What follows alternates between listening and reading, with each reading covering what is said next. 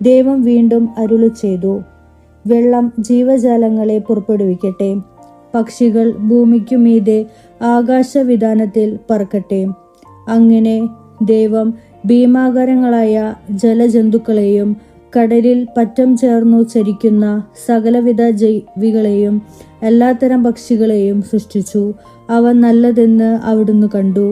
ദൈവം അവയെ ഇങ്ങനെ അനുഗ്രഹിച്ചു: സമൃദ്ധമായി പെരുകി കടലിൽ നിറയുവിൻ, പക്ഷികൾ ഭൂമിയിൽ പെരുകട്ടെ. സന്ധ്യയായി പ്രഭാതമായി 5-ാം ദിവസം.